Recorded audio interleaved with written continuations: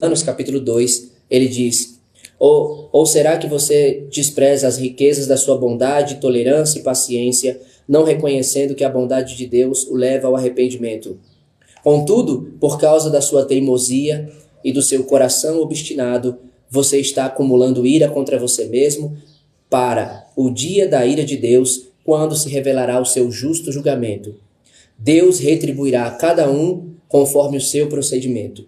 Ele dará vida eterna aos que, persistindo em fazer o bem, buscam glória, honra e imortalidade.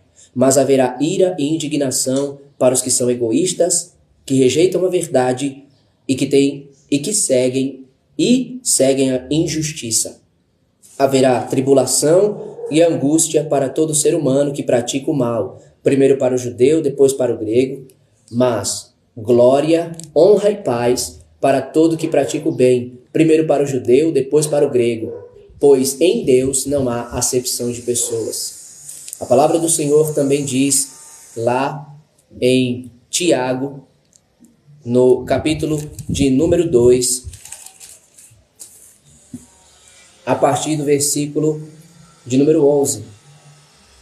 Na verdade, é o versículo 13. Não, é o 12 e o 13. Falem e ajam como quem vai ser julgado pela lei da liberdade, porque será exercido juízo sem misericórdia sobre quem não foi misericordioso. A misericórdia triunfa sobre o juízo. É o que está escrito, irmãos. A palavra do Senhor diz. E no capítulo 1, lá no versículo de número 19 em diante, ele diz assim, ó: Meus amados irmãos, tenham isto em mente, sejam todos prontos para ouvir, tardios para falar e tardios para se irar, pois a ira do homem não produz a justiça de Deus. Portanto, livrem-se de toda a impureza moral e da maldade que prevalece, e aceitem humildemente a palavra implantada em vocês, a qual é poderosa para salvar as suas almas. Sejam praticantes da palavra e não apenas ouvintes, enganando-se vocês mesmos. Aquele que ouve a palavra, mas não a põe em prática, é semelhante ao homem que olha a sua face no espelho e depois de olhar para si mesmo, sai e logo esquece a sua aparência. Mas o homem que observa atentamente a lei perfeita que traz a liberdade e persevera na prática dessa lei. Presta atenção nesse versículo. É o versículo de número 25. Mas o homem que observa atentamente a lei perfeita que traz a liberdade e persevera na prática dessa lei, não esquecendo o que ouviu, mas praticando-o, será feliz naquilo que fizer. Se alguém se considera religioso, mas não refreia a sua língua, engana-se a si mesmo. Sua religião não tem valor algum.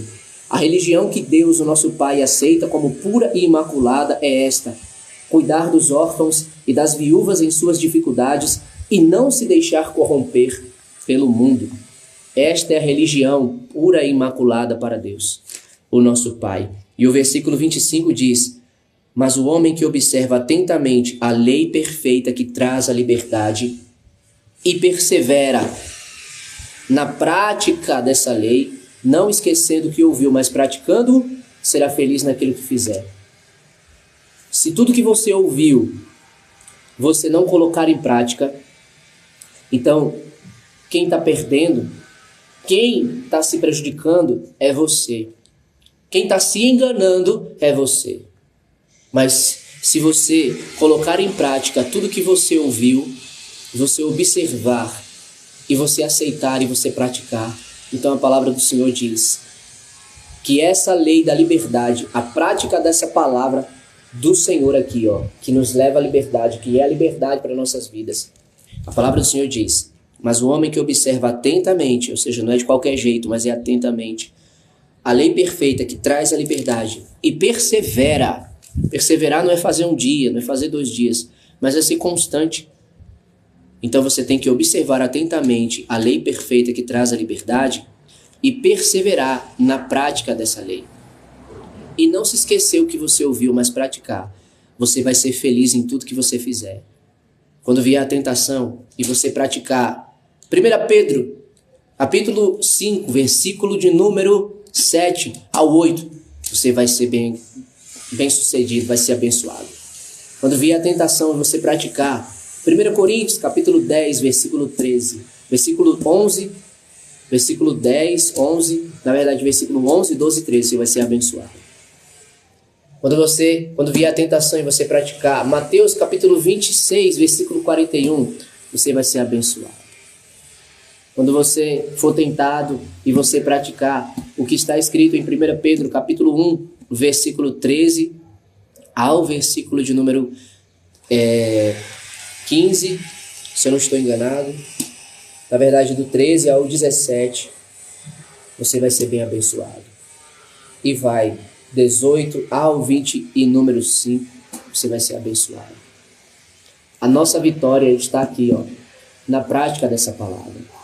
E como eu falei a respeito de julgamentos de obras, eu vou ler aqui mais alguns outros versículos, como eu li aquele de Romanos, capítulo de número 2, versículo de número 6. Deus retribuirá a cada um conforme o seu procedimento. Em Romanos, capítulo de número 14, também Deus ele diz assim, no versículo 7 em diante: pois nenhum de nós vive apenas para si, e nenhum de nós morre apenas para si.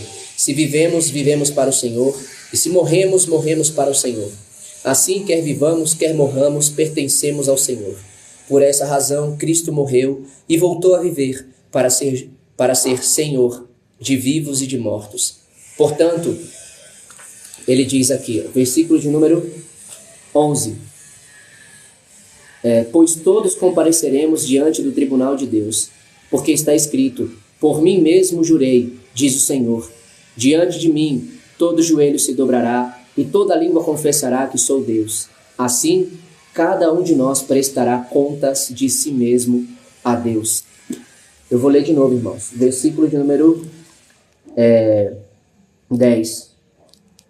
Pois todos compareceremos diante do tribunal de Deus, porque está escrito, por mim mesmo jurei, diz o Senhor, diante de mim todo joelho se dobrará e toda língua confessará que sou Deus. Assim, cada um de nós prestará contas de si mesmo a Deus. E como ele disse aqui no versículo de número 8, assim, ele diz, se vivemos, vivemos para o Senhor, e se morremos, morremos para o Senhor. Assim, quer vivamos, quer morramos, pertencemos ao Senhor.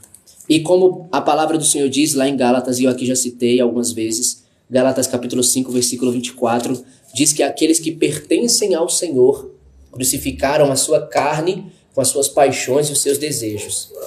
E em 2 Timóteo capítulo 2, versículo 19, diz assim, entretanto, o firme fundamento de Deus permanece inabalável e selado com esta inscrição: o Senhor conhece quem lhe pertence, e afaste-se da iniquidade todo aquele que confessa o nome do Senhor. Portanto, irmãos, a palavra do Senhor está dizendo que o Senhor, ele conhece aqueles que pertencem a ele.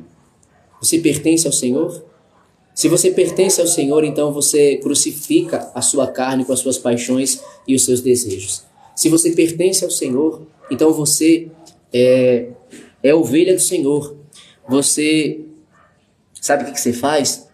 Você dá ouvidos à voz do Senhor, porque a ovelha do Senhor, ela ouve a sua voz, como a gente conhece a palavra que diz em João capítulo 10. Jesus disse, as minhas ovelhas reconhecem minha voz. As minhas ovelhas ouvem minha voz, e as minhas ovelhas, elas seguem a minha voz. Elas não seguem ao estranho, porque elas não conhecem o estranho. O pecado, ele tem que ser um estranho para nós, irmãos. O pecado, ele tem que ser estranho para nós. A voz do pecado tem que soar estranha. A voz da tentação tem que soar estranha. Por mais que venha sobre essa carne, e a gente sabe que é pelos desejos, seja qual for o desejo, qual for o pecado. É a pornografia, é a masturbação, é o adultério, é o assalto, é o roubo, é a mentira, é a inveja, é a fofoca, é a hipocrisia. Seja qual for, irmãos, todas essas coisas têm que soar estranho para a gente, e a gente tem que rejeitar em nome de Jesus. E a gente tem que se revestir de Cristo, como está escrito em Romanos capítulo 13, versículo 14. se revestir do Senhor Jesus Cristo e não ficar premeditando como satisfazer os desejos da